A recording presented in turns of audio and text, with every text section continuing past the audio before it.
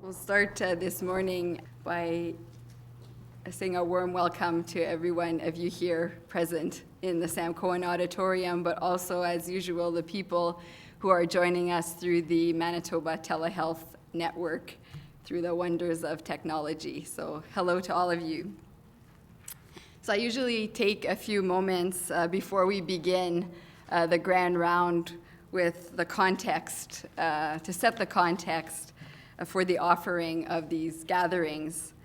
So for those of you I haven't yet met, my name is Micheline Saint-Hilaire, and I work in the area of organizational change and development with the Catholic Health Corporation of Manitoba. And the corporation is an organization that was started 12 years ago now by the Grey Nuns, who decided that they wished for their legacy and their mission of compassion, of hope, to continue in a contemporary way. And so today the corporation sponsors 15 communities of service that include the St. Boniface Hospital, Saint-Taché Foyer Valade, which is now Action Marguerite, Saint-Amand, St. Rose General Hospital, St. Joseph's Residence, just to name a few. So in more recent years, the corporation has found it necessary to refound its mission, to reconnect to its essence, so that it continues to engage and inspire people now and for years to come. So compassion, being a fundamental human value and need, emerged as a way to fully express this mission that has been transferred to us in today's world.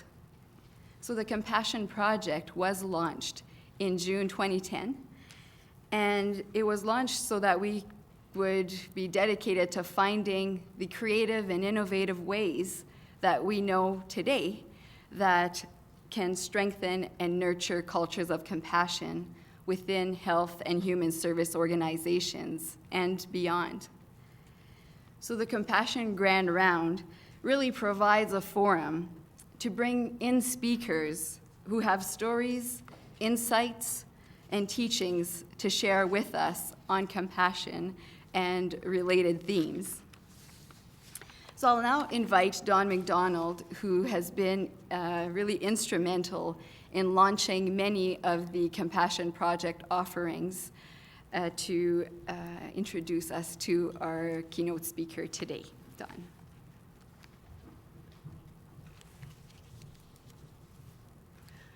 Thank you, Micheline. It's so wonderful to look out in the audience and see familiar friends and some brand new faces, so welcome to everyone.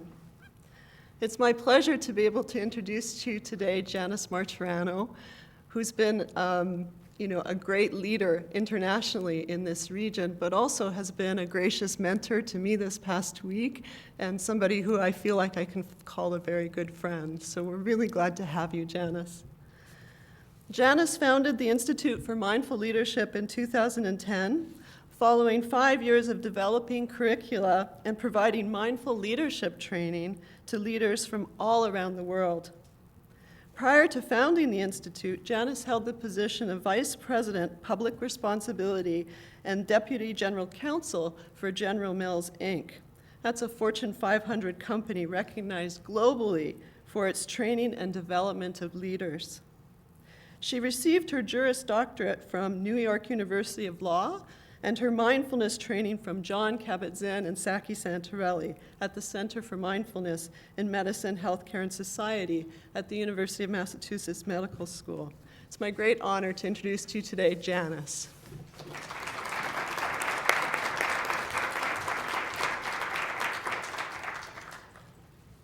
Thank you, Dawn, and let me add my welcome as well. I want to thank the Catholic Health Corporation for giving me the opportunity to be here with you today, and I want to thank each of you for taking time out of your day to come and spend some time with me this afternoon. In my career as a corporate officer for the last more than 20 years, before I began as the executive director at the Institute for Mindful Leadership, and also in the last almost a decade now, of mindfulness practice and teaching mindful leadership, I had an opportunity to meet and work with leaders from around the world, both in the business setting, in nonprofits, and in government. And they were from different backgrounds and different cultures, different countries, and yet there was a common thread. And the common thread is that leading and influencing in today's world is both incredibly exciting and it's incredibly difficult. We are asked to do more with less, and we're doing it at the same time that we're beginning to measure time in internet seconds. The old playbook simply doesn't work anymore, and we don't really have the time or space to create a new one. The good news is that we have innate capacities to work with all of this in a more effective and in a more healthy way. We need to train our minds to cultivate these capacities. And just as we all know that we can train our bodies to become stronger and more flexible and more resilient, and we've now known that for decades, neuroscience of recent years and decades of medical research have also shown us that we can train our minds, and we can train them to be stronger and more resilient and to reach all of our capabilities. And this is the work of mindful leadership. But let's begin by talking about leadership itself. And I like to use this quote from former Secretary of State in the US, Madeleine Albright. Opportunities for leadership are all around us, and the capacity for leadership is deep within us.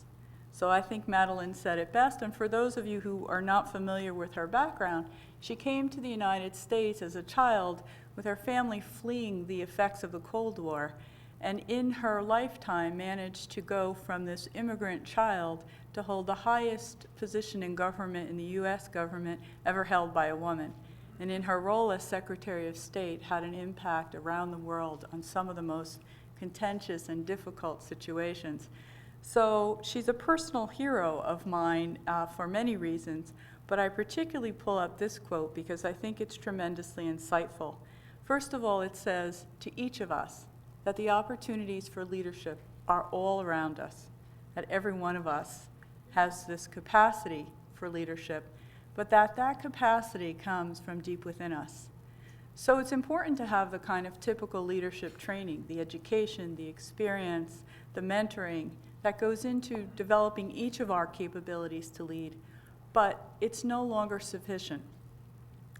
Mindful leadership doesn't substitute for those building blocks that are necessary for a strong foundation for all of us, but it has become increasingly evident in this complex world that leadership excellence today requires more than just traditional training.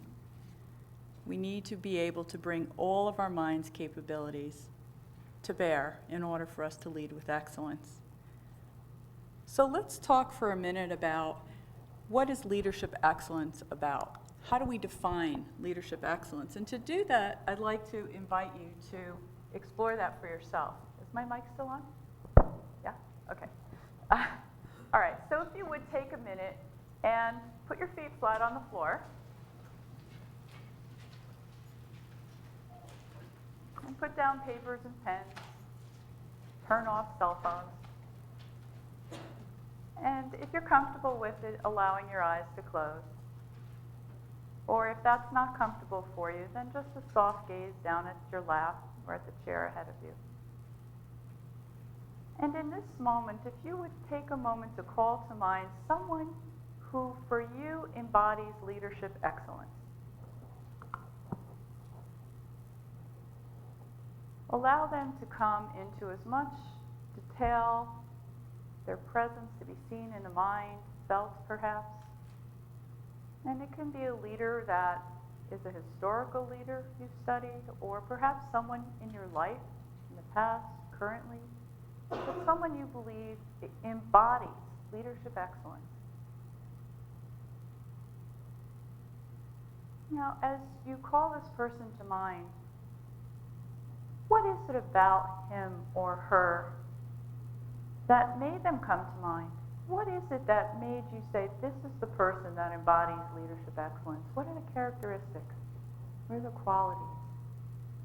What made that person truly exceptional in their capacity to lead. And just allowing thoughts or phrases in response to that question to arise.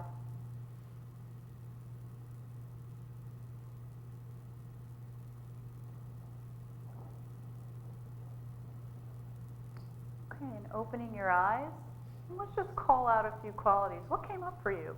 What came to mind? What made this leader that you called to mind exceptional? No shyness here. Say? Kindness. What else? Honesty. Yes. Humility. Passion. Again? I'm sorry. Fair. Fair. Yes. Clarity. Personal transformation. Their personal transformation? Okay. Compassionate. Listening and openness. Now, listening and openness. Charisma? No, courageous. Courageous. Integrity. Integrity. Speaks the truth? What else? Respectful. Yeah. Anything else? Great list. So, in my experience, all of those characteristics come down to our capacity to do two things. The capacity to connect and the capacity to initiate skillful change. The capacity to connect and the capacity to initiate skillful change. When we talk about connecting, we're talking about, first and foremost, connecting to ourselves. And then we're talking about our ability to connect to others. And finally, our ability to connect to the community in which we live, the community in which we work. And we speak about initiating skillful change. We're talking about the ability to hold ambiguity when that's what's called for, to be comfortable with the unknown and the unknowable, to be able to ask in a pause, in a moment, what's called for now. Not what we always do, not what we did last year, but to actually reflect in that pause, in that moment, on what's called for right now. And most of all, it's to begin to notice when we're living on autopilot, when we're reacting instead of responding. So the capacity to initiate skillful change. But there's many things that get in the way of our ability to do this, and here's just a few. The myth of multitasking. Anyone in the room still believe you can multitask? Neuroscience has shown us brain is not capable of multitasking.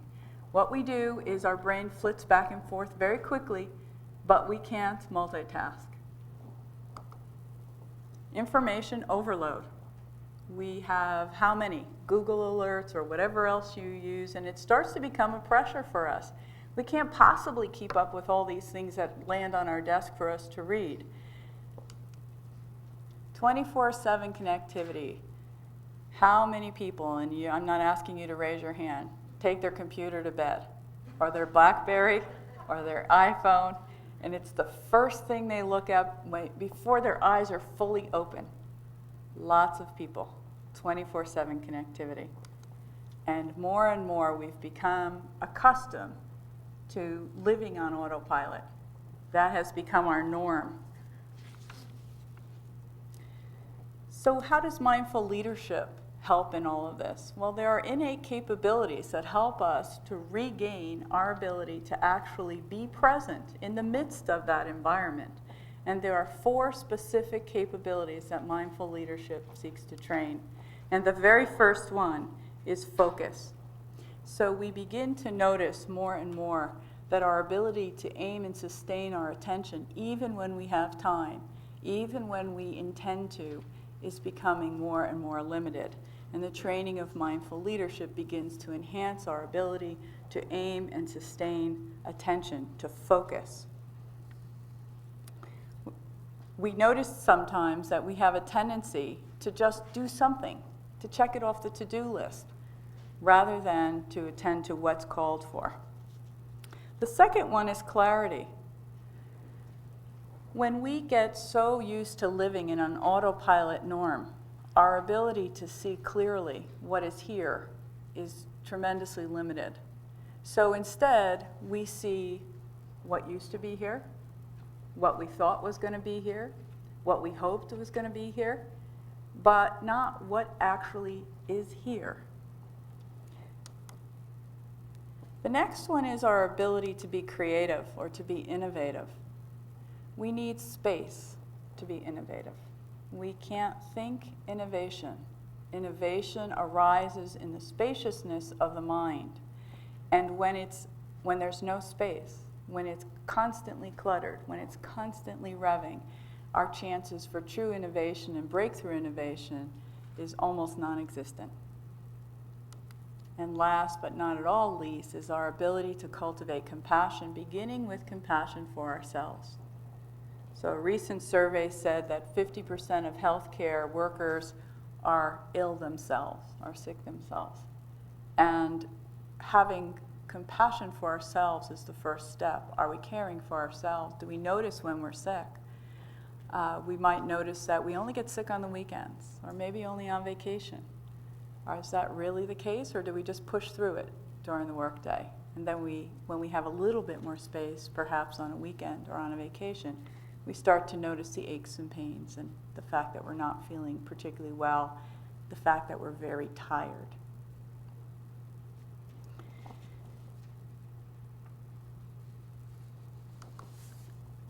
All of these together are the cultivation of leadership presence. And it's something that is felt. So the leader that you called to mind, when you were in the presence of that particular leader, the odds are pretty good that it was a felt sense of presence. If it's a leader that you think is truly good at what they do and inspirational, there's a felt sense. Just as when we're having a communication with someone and someone's looking directly at you and you're looking directly at them, and maybe you're even doing the, the dog in the back of the car window, the head nod thing. So maybe you're even doing that. But can you tell when someone's not really there? Even if they're looking right at you, I see all the head nods. Why is that? They're looking right at you. They're doing the head nod thing. How do you know? The reason you know is because it's felt. Presence is felt when someone's fully there. That's true for us as well. When we're not fully present for someone, they can feel it as well. So this cultivation of mindful leadership is about cultivating leadership presence and specifically focusing on focus, clarity, creativity, and compassion. And at the heart of this training is mindfulness. So let's take a look at that. What is it? It's a very commonly used word these days. And lots of people are calling what they do mindful and mindfulness. So I think it's worth taking a minute to say what it is. But when I speak about mindfulness, I start with what it isn't. So here's what it isn't. It's not a religion. It's not New Agey. I always promise the participants and students I have that we won't be doing chanting. There'll be no incense or mantras. It's not about emptying the mind. And if someone tells you that we're going to meditate and it's about emptying your mind, good luck with that. It's not going to happen. And it's not about relaxing. Although you may find as you begin to pause, as you allow the body to become still and you begin to work this discipline of mindfulness training, that you feel a sense of relaxation. As you come more fully into the present, you have that sense of being here, and that can feel relaxing. But in the mindful leadership training, that's the beginning. That's not the end result. So what is mindfulness? Intentionally paying attention in this moment, non-judgmentally. So you may be sitting here right now and saying, I'm doing that. I'm intentionally paying attention. I'm right here. I'm not particularly bringing any kinds of judgment to this. So I must be mindful. And in fact, I must be mindful most of the time because I feel like I am. So here's a couple of examples. One from the workplace. How many people spend some time on a conference call? Yeah, from time to time, on a call. Conference call's going on. You're sitting at your desk, or sitting at your desk. Conference call's going on, and you decide, I think I'll just clear a few of those pesky emails off my emails. Just those spam ones. Get rid of those things. the listening. And then at some point you hear your name on the conference call phone, and it's like, oops. Can you say a little more about that? Great point, because we can't multitask, and we're not there. How about anybody pull into the parking lots today when you drove your car to work? No idea how the car got there? Pulled into that space, wasn't in the car. We were behind a 2,000-pound potentially lethal weapon, and we weren't in the car. So where were we? Well, our mind might have been back with our kids' homework, or forgot to give him his lunch, or our 10 o'clock meeting, or the patient that we don't really want to see today, or whatever, but we weren't in the car. All right, so the best way to understand what mindfulness is to have a taste of the training. So right now, we'll do that if you care to.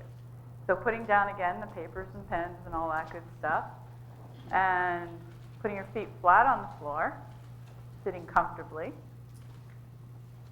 Your hands could be in your lap or on your sides, whatever's comfortable for you. Allowing the eyes to close, or a soft gaze in your lap or on the chair back in front of you. Sitting and knowing that you're sitting, feeling the soles of your feet on the floor, and the backs of the legs touching the chair,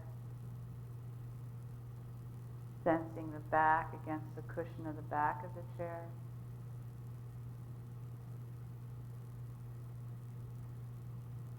Perhaps noticing the touch of air on the skin, or noticing sensation of warmth in the body, or coolness.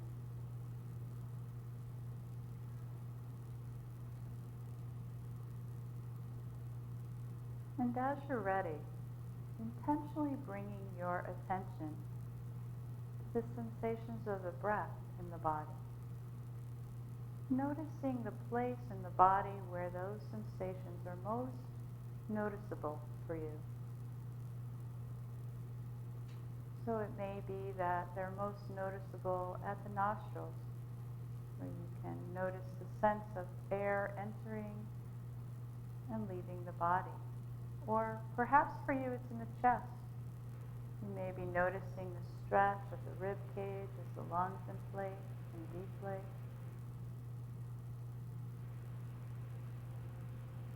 Or perhaps for you it's deep in the belly, feeling the muscles stretching as air is received by the body, and then releasing as the air is released from the body.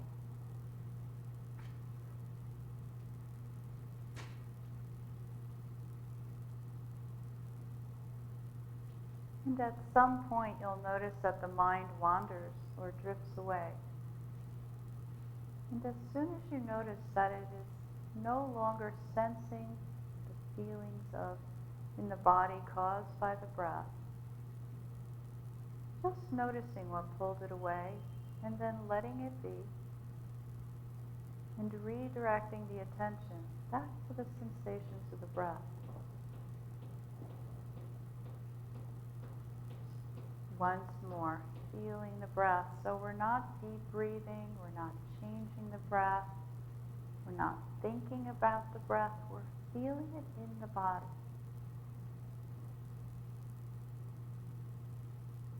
And we're aiming and sustaining our attention on that entire in-breath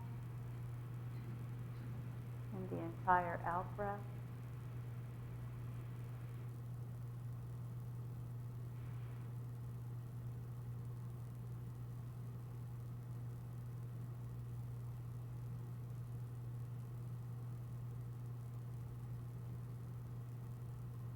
Just this breath.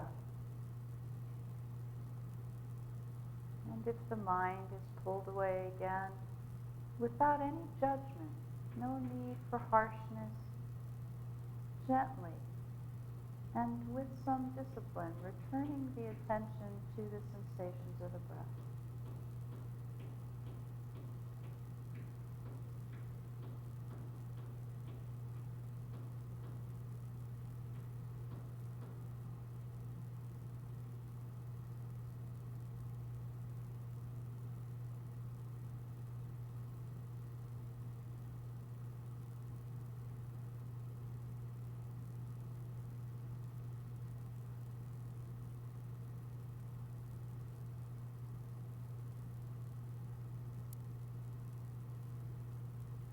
no effort, no need to strive to change the breath, or no judging mind is necessary here. Resting in this awareness of being with the breath just as it is.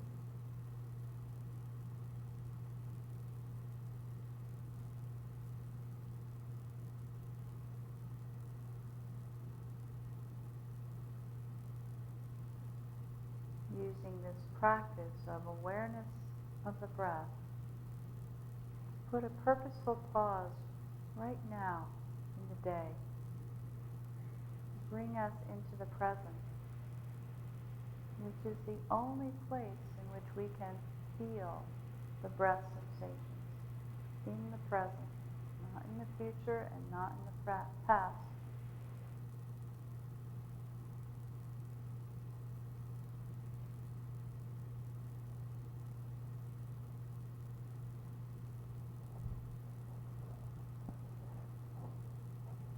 And as you're ready, gently allowing the eyes to open. They've been closed. What did you notice? How was it for you? Not in an evaluative way, but what was it that you noticed? I sustained the attention the entire time, my mind never wandered.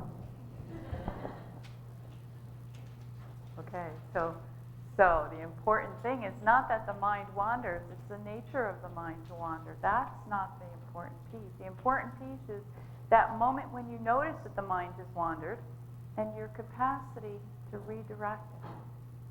That we don't have to follow our mind wherever it goes and however it goes and wherever it feels like being, but that we have this innate capacity to redirect that attention to this moment. And we can use our breath sensation to be that anchor to the present. And when we can do that periodically throughout our day, we get to take these purposeful pauses, and it's in these purposeful pauses that we begin to have the ability to see clearly, to have focus. So when our mind drifts off and we're working on a project or report or a file and the mind keeps getting pulled away, we know what to do. We have the capacity to redirect it, and we begin in our formal and informal practices to develop that muscle to aim and sustain attention, to have that focus. And in these purposeful pauses, in the midst of a swirl, we can come to our breath, and by the way, you can do that with your eyes open. And we can use that breath to bring us here, so we have that better clarity. We can bring all of our attention to this decision we have to make, to this choice we have to make. And we can, in those purposeful pauses, have that spaciousness to stop the churn and to kind of rest in this awareness. So we might see something new. And we certainly, in that purposeful pause, have that ability to touch into ourselves. How am I feeling in this moment? How well is my body in this moment? And to extend that compassion out to notice the suffering of others, to notice the community that may also be suffering. Questions about the practice? What it was like for you? What you noticed?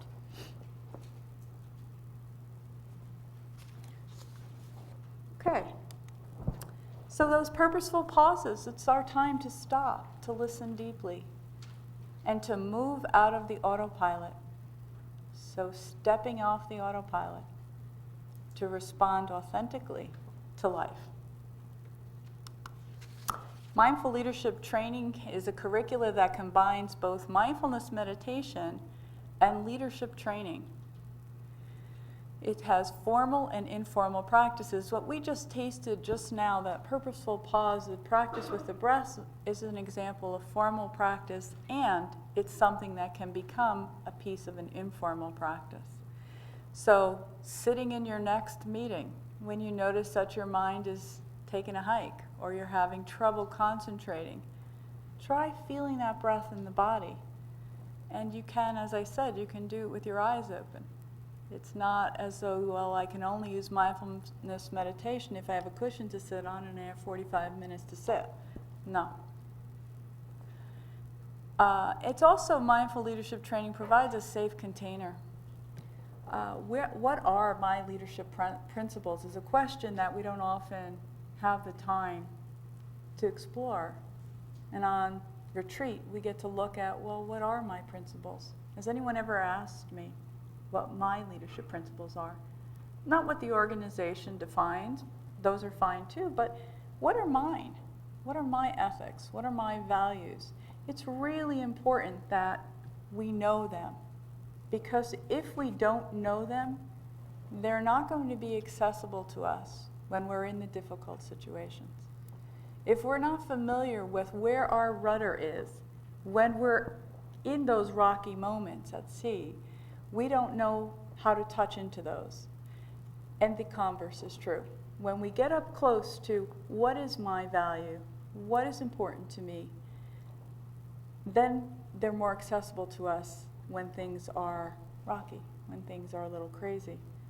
In my life as Deputy General Counsel and the Public Responsibility Officer at General Mills, I would read about, thankfully, other organizations and lapses in ethics and lapses in values and lapses in choices. And more often than not, it came about because of autopilot. It came about because of reactivity.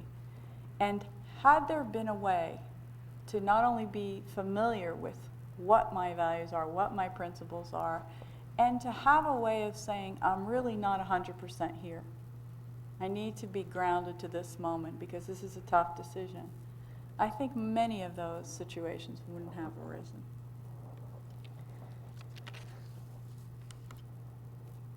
So this training is offered in 3 different ways. I'll just put it up here so that you have an idea of, well, how does this training work? I had the great privilege of doing a 4.5-day retreat right here in Winnipeg with the Catholic Health Organization, just the past 4.5 days.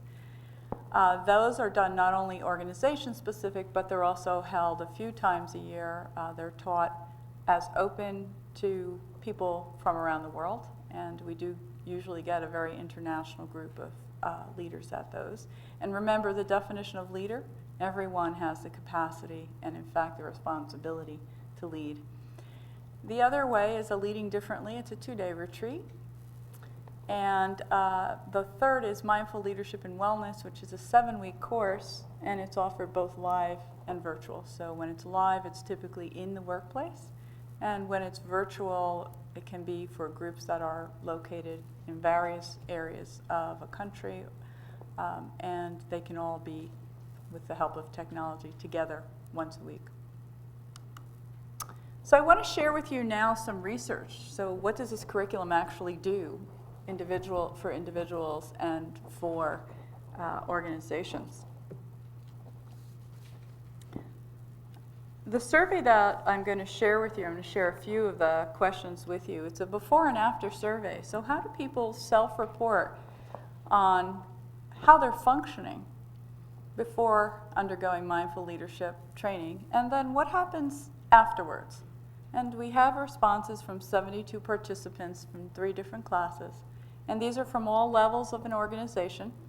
And the survey asked 19 questions, and all of them showed statistically significant change. I'm going to share just a few of them with you to give a sense of what happens here. So this first one, I'm able to be fully attentive in meetings, conference calls, and presentations. And on some level, this slide is often pretty shocking to people who run organizations, because you pretty quickly see that for the large majority of the people, they're in the somewhat and somewhat not. You know, I can pay attention, but maybe sometimes. And think about how much of our days we spend speaking with people, on calls, in presentations, in meetings, and yet we're not really there. And yet at the end of the training, you can see in the red box, we've got 3/4 of the people saying very frequently or almost always. this is an individual conversation. I'm able to be fully attentive to a conversation. What's really important to notice here is the wording. I'm able to be fully attentive. We know that we're not doing this. And in fact, we sense that we're not really, that we don't have the ability to do it. And some of that is because we live in this environment of continuous partial attention. And we don't really fully attend to anything. And so we start to feel that, and we start to sense that even when we want to be fully attentive, whether it's in our personal life or our business life, we don't have the ability to do it when we stop and actually look at that. And our minds slip off. They get distracted. So look at the change here. In the top 2 boxes from my days with my marketer friends at General Mills, they'd say the top 2 boxes are the money boxes. So in the top 2 boxes, we go from 36 to 74 in just a few weeks of training. And what happens? Why are they able to fully attend so quickly? You learn to redirect your attention. You learn that, oh, there, my mind goes off, and faster and faster you're able to notice when the mind slips away from the present. So you're bringing it back more and more quickly.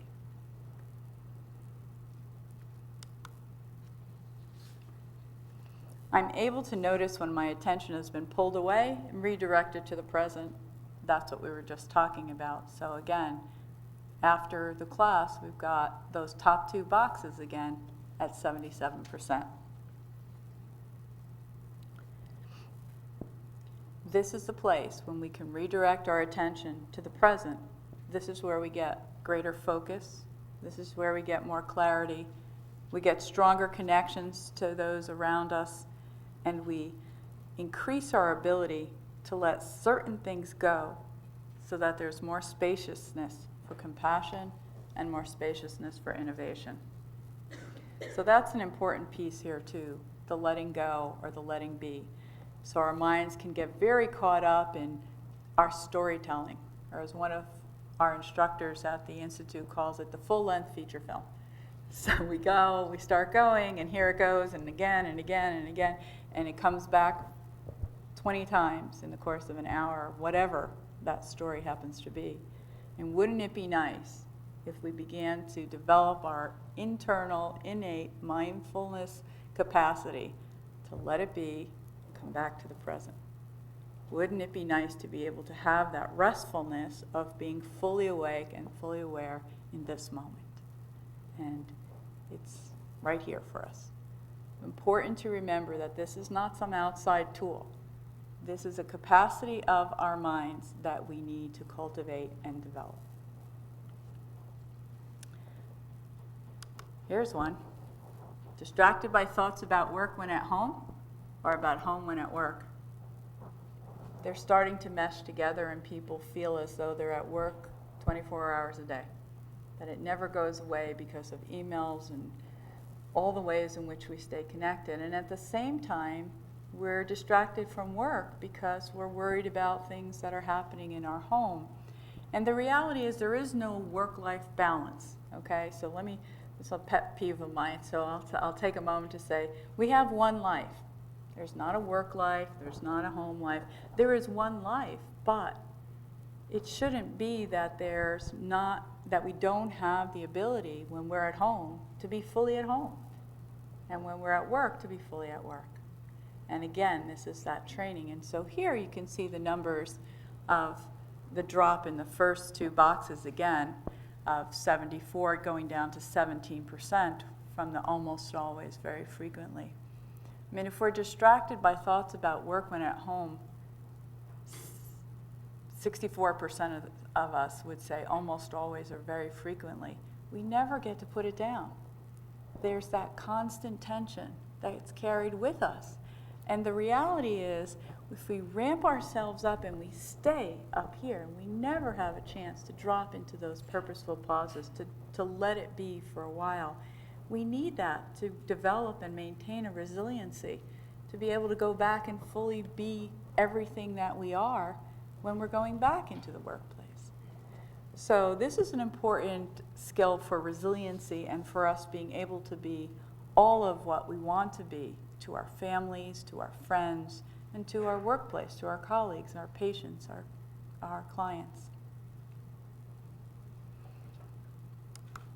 Here's a slide where we ask people, when you have the time, can you stay with a project from the beginning to the end? One of the, well, first I'll say on this slide, you'll see that overall this whole trend slides down. So all of the boxes go down, so we become less and less frequently having this problem of not being able to. So this is a negative slide, so you see how the numbers trend down from the first column to the second column. This became so evident to me when I started to compare how I was able to attend when I went to law school. So when I went to law school in New York, I had an hour commute on the train in each direction. So I used to take the New York Times, and my break in the day was I would read the New York Times cover to cover, one way and the other on the train. And I would sit and get totally engrossed in all the different sections of the New York Times every day. Now, what I began to notice, well, this is a few years ago, what I had begun to notice is even when I have the time, I read the headline, first paragraph, and I'm noticing that my mind is ready to flip off already. Even when I have the time, my mind wasn't reading through the columns, whether that was on the computer screen or in the newspaper. Well, what was that about? Well, what happens is we have begun to train our minds to flip. We've become so used to continuous partial attention with so many distractions that our mind's capability to aim and sustain focus begins to become diminished. There's a wonderful piece, and you could probably find it by just Googling it, a wonderful research piece that was done by PBS, Public Broadcasting, have that in Canada, yes. It's called Distracted. And they did a survey, a research piece on MIT students. And they had these students chart for themselves, or a survey like this, where they talked about how much they multitasked. And they self-reported on what percentage of their day they spent multitasking and how they multitasked. And then they asked them to complete a series of problems, of problem-solving word problems. The higher they ranked themselves on multitasking, in other words, they spent most of their time multitasking, the lower their score, their ability to solve problems. If you think about the complex problems that you have right now in your life, often they require us to spend concentrated time with them to get to the best solution. And when our mind is so used to flitting around, we spend a little bit of time and then we get distracted over here, and then we have to come back and spend a little bit more time, and then we're distracted. But the productivity loss is dramatic because our mind can't pick it up where it left off. It has to kind of take a couple steps back and ramp into it again. And when the Wall Street Journal reported on the productivity loss from this constant interruption, this constant multitasking, they came up with some crazy number, something like 30% productivity loss just from being interrupted by emails, just from that little piece alone. And the reporter who wrote that column for the Wall Street Journal, who was reporting on that research, ended it by saying, you know, what used to be called, what's now called multitasking, used to be called not paying attention. So, a couple of stories, and in the interest of time, I think I'm just going to have time to share maybe one of these. Maybe two. Okay, so these are stories from people like you who've been through the training, and then because we keep ongoing connections with most of the people that we train, they like to tell, and I love to hear the stories of what made a difference to them. So many of you probably have been in the role from time to time of mentoring someone, maybe an employee who's having difficulty in the workplace, or someone who you had a sense as an organization could contribute more. And so you might have been asked to mentor that person or help them out. And in this particular case, this was a professional who had been asked to do just that. And she was a very senior level person, and she had a lot going on, and she had just actually been on retreat and come back her first day. And she saw on her calendar that she had an appointment with this particular employee. And of course, because she'd been on retreat and away from the office, she had a very, very busy day, including an emergency that had come up just that morning. So she considered, maybe I should just cancel that and reschedule that for another day. But this employee was really having performance problems, and she had been very dedicated to trying to help her turn it around, and had invested a lot of time, even in the midst of her busyness, to sit with the employee and set up a kind of step-by-step plan. And they would meet periodically and say, well, how did that plan go? And they'd report on it, and they'd go on to develop the next plan. This person who she was mentoring was really on the edge of not being able to stay with the organization. But she decided, well, this is important to her, and I don't want to disappoint her, and she's been doing pretty well, and so, okay, she kept it. But she was busy with that emergency, and so she flew into her office at 11 o'clock for her meeting with this mentee.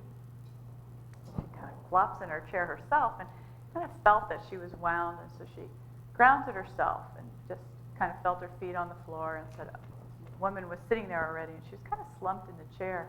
But she started the conversation. She said, so how'd you do with your assignments that we'd agreed on? And the woman just said, I didn't do them. So the way this HR person described it was, she said, from the tips of my toes, I felt energy and rage kind of coming up my whole body. Here I had kept this. I had set this time aside. I'm crazy busy. She doesn't realize what a bad position she's in, and she comes in here and says, she didn't do it. So this wave is just going through her whole body, and she's about to blurt out what she would have typically done, which was a whole tirade of, don't you understand, and I set this time aside. But she got to this sense of connection with her as well, and she felt something. And she stopped herself from doing that, and she simply asked, are you okay? And the woman dissolved into tears, and it opened this floodgate of telling a story which apparently had been a part of her life in recent weeks, which was pretty horrific. And it was in that moment that she said, all of these times before, I would have gone into, you're on the verge, you're in, we're going to have to let you go, and all the rest. And it was in that moment, that pause of not going off on, you didn't complete your assignments, and instead making that connection to, are you okay? And I have one more that I will share with you, which is, on retreat, there's an extended period of time where we're in silence. And during that period of silence, we don't use Blackberries or computers or iPhones, we don't do television, none of that. It's about being really in our own good company. And there was a president of an aerospace company who was on this particular retreat. And the meditation space was in one building, and the bedrooms were in another building. And every time he'd come out of the regular sessions, he couldn't even make it to a step out the door, and he'd whip out the BlackBerry. Just had to do his thing. Until we got to the period of silence, and then he put it away. And when we dissolved the silence, I began it in an evening, and we happened to have that retreat happened to be in an area of Wisconsin that was very rural, and the sky happened to be absolutely stunningly beautiful. And on my way into the meditation building, I noticed that the stars were quite stunning. And so when we started our evening session, I just mentioned, did anyone see the stars? They were just beautiful. That was the whole thing. When we dissolved the retreat and dissolved the silence the next day, here's a story he shared. Normally I keep my BlackBerry in my pocket, and even though I never turned it on in the sessions, I'd have it out the second I stepped outside the meditation room. But we were going into silence, and because Janice said, I always love that, these are high-ranking executives, Janice said, I left it in my room. I put it in my suitcase in my closet, and I left it in my room. So here we were in that first evening, and as I was walking out of the door, I reached for my BlackBerry. It's like it's not there. And then I remember that you said something about the stars, so I looked up at the sky, And I realized I hadn't seen the stars in 20 years. So I laid down in the grass. And I can't even tell you how long I stayed there, but it was a while. And eventually I went back to my room and I went to sleep. And when the alarm went off to waken me for the early morning session, I had a very vivid thought in my mind. I awoke to the thought of, what else have I missed because I do this for 20 years? That's the kind of awakening that we each can have when we live much of our lives on autopilot, whether or not we may think we are doing so right now. All right. I think I already mentioned that. The story continues for the Institute. We obviously work with private organizations and nonprofit retreats.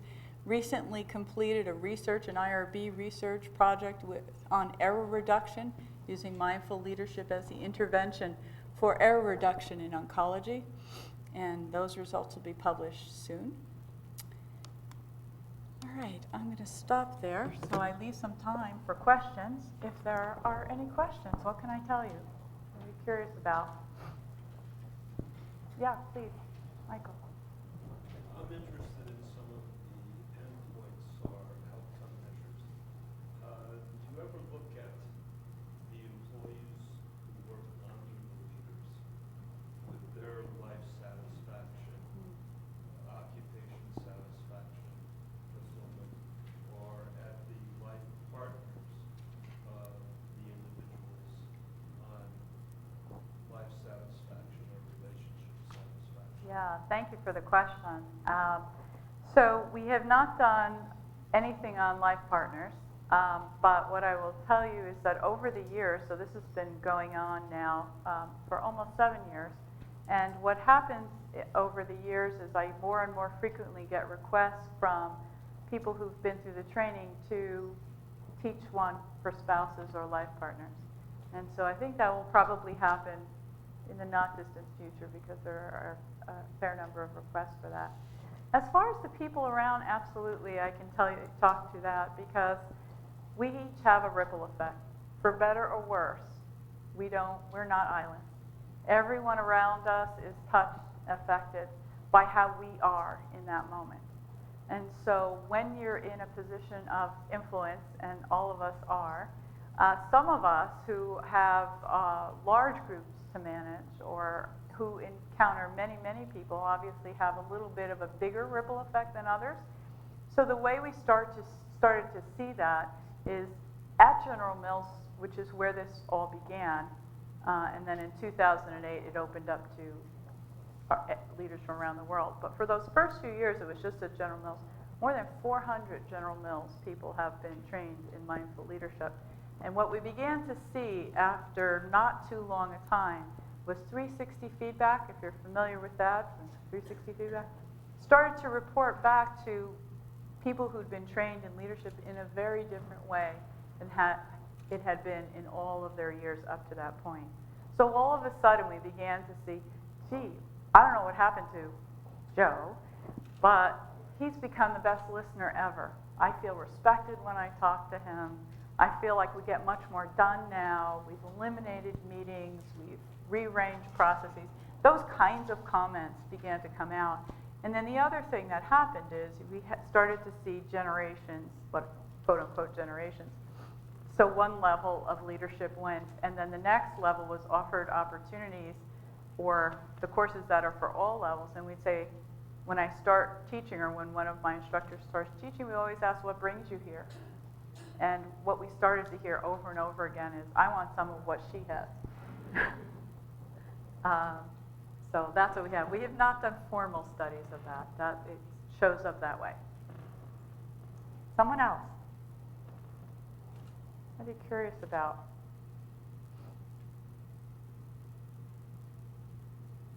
Yeah, please. You mentioned that mindfulness is devoted to religion, but of course it comes out of the Buddhist tradition, right? So the practices derives from that tradition. I'm just wondering if you've had much engagement with organizations that have religious roots or religious representation involved, and from any religion involved, and whether there's intentional engagement with religious Say more about intentional engagement. Well, I guess I'm interested in if other people are interested in the religious roots of this activity, I see. whether they see it as conflicting with their own religious perspective. That's First to your first part. Can you repeat the question? Yes, I'm sorry. Well, it's a long question. I will try. First part was I'm saying that the training that I do is not religious. It's not religion-based. And her first part of her question was, but doesn't mindfulness derive from Buddhism? So mindfulness practice and meditation practice more generally can be found in every religious discipline that you can name, every major one that you can name has some form of meditation, whether it's centering prayer or mindfulness meditation or any number of ways, a way of bringing yourself fully to this present moment. Mindfulness in particular, there is a very developed lineage of training around mindfulness in Buddhism, for sure, that's true. I was trained completely secular. I was never trained in the Buddhist tradition. And the training that we do is completely universal. I guess is the better word for that. Yes, I've worked with other groups that are predominantly a particular religion, and usually there are questions about it, but it doesn't get in the way, because what we're really talking about in this kind of training is a training of the mind about how do I get to be more present and less on autopilot, and how do I touch more deeply all of my humanity, my focus, my clarity, my creativity, and my compassion. So that's really what the training is from beginning to end. That's what it is. Thank you. Other questions? Are we out of time? We're out of time. Okay. Out of time Oh. completely. I just want to give the opportunity to the people that are joining us through telehealth. If you do have a specific question, please make your voices known so that we can give you that opportunity.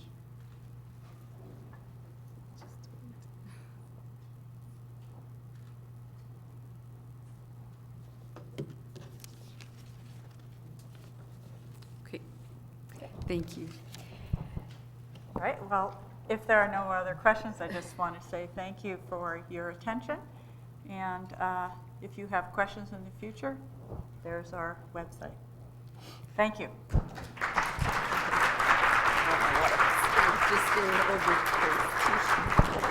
So I want to say a word of thank you to Janice, one for agreeing to come to the heart of the continent to offer the Cultivating Leadership Presence retreat for the 18 leaders within the communities of service of the Catholic Health Corporation and some key collaborators, and also for agreeing to share your insights, your teachings around being able to find a space to lead, and that it is possible to cultivate clarity, focus, creativity, and compassion. And to finish, I just want to say thanks for having the courage to share this gift, not just with us, but with the world. Thank you very much. That's very nice. Thank you. So just to conclude, thanks to each and every one of you for attending today's Grand Round. We always are really excited about making these available and that you choose to take the time to attend. We've started to really capture the Compassion Grand Rounds by recording them with the team, communication team, and we are making them available on our website online. But we typically like to prepare a short video introduction to the longer, to the full hour recording. So we're looking for people who are interested in sharing your insights and impressions about today's Grand Round. And so if you're willing, we'll just do some short interviews so that we can better prepare a short intro to Janice's talk today. So you're welcome to join us, I guess, down here. Or is Shirley? Is everything good? Usually we do them here. Yeah, great. And I'll just draw your attention to some of most of the grand rounds were recorded, and you're now able to see them on the YouTube channel. So you'll find some of the Compassion Grand Rounds that have been done in the past, and a few more of the videos that we've worked on. And if you have the time to give us your feedback on today's Grand Round, that would be great. It really helps us to further inform our work. And also, if you want to stay connected with further offerings, leave us your contact information on the yellow or beige sheet. So thanks for coming, and wishing you a great rest of the day.